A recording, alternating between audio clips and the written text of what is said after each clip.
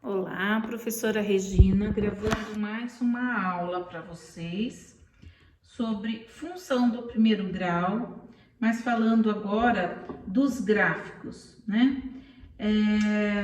Na verdade, a equação do primeiro grau, quando vocês veem pela primeira vez, vocês veem a representação gráfica dessa seguinte forma: y é igual a ax mais b. Onde o A, ele tem que ser o quê? Diferente de zero. Porque se não existir isso daqui, então não é uma equação do primeiro grau. Tem que ter esse x aqui, que o maior expoente que ele vai admitir é 1. Por isso a equação é do primeiro grau, tá? Falando em gráfico, o gráfico da equação do primeiro grau sempre vai desenhar uma reta, sempre. E o que eu vou ensinar ou relembrar vocês hoje é, a partir do gráfico, eu tenho umas coordenadas aqui, a partir do gráfico eu tirar qual é a equação correspondente a esse gráfico, chamada também de lei de formação. Alguns exercícios vêm pedindo para vocês descobrirem a lei de formação desse determinado gráfico, né? Isso costuma cair bastante nos vestibulares. Então, vamos treinar? Eu vou ensinar vocês como vocês tiram deste gráfico a equação do primeiro grau. Muito bem, aqui esse número 5, vocês têm, um valor de x, porque ele está na reta x. Esse 6 é um valor de y, porque está na ordenada y e o 5 na abscissa x, certo? Então, eu tenho que tirar alguns pares ordenados, tá? Digamos que eu chame esse ponto de A maiúsculo, eu vou dizer então que esse ponto A, ele tem como par ordenado 5 com 6. 5 está no x, 6 está no y. Muito bem. Este outro ponto eu vou chamá-lo de B. Então, este ponto B, que coordenadas que ele traz aqui no gráfico? Veja, o x vai ser 0 e o y vai ser 1, né? Porque ele está no eixo, então o x está zerado. Então, x é 0, y é 1. Agora, vocês vêm aqui e vão substituir o que a gente tem. Como eu falei, tudo que está aqui em primeiro lugar no par ordenado é x e o segundo é y. Então, eu vou substituir, o primeiro par ordenado, tá? Do ponto A. Então, veja bem, y, quem que é y? Y é 6, então você coloca 6 aqui. Quem é o A? Ainda não sabemos. Quem é o x? O x é 5. Então, vezes 5, porque lembra, uma letra junto da outra letra é multiplicação. Então, ficou A vezes 5, que é a mesma coisa que 5A. Mais o B, nós não temos o valor de B. Então, aqui ainda eu não tenho nada o que fazer, porque eu estou com duas incógnitas, né? Então, só ajeitando, eu tenho 6 é igual a 5A mais a letra B. Então, por enquanto, eu só reservo, deixa quietinho aí.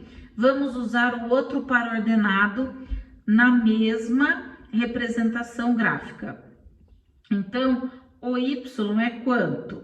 O y não é 1, o y não é 1, põe 1 no lugar do y. 1 é igual a vezes, o meu x aqui é 0, a vezes 0 mais b. A vezes 0 vai dar 0. Então, o que você chega à conclusão? Que o b vale 1. Então, aqui, eu já consigo um valor para a letra B, que vale 1. Então, eu posso substituir ali para que eu ache a letrinha A. Então, vai ficar como? Vamos marcar assim,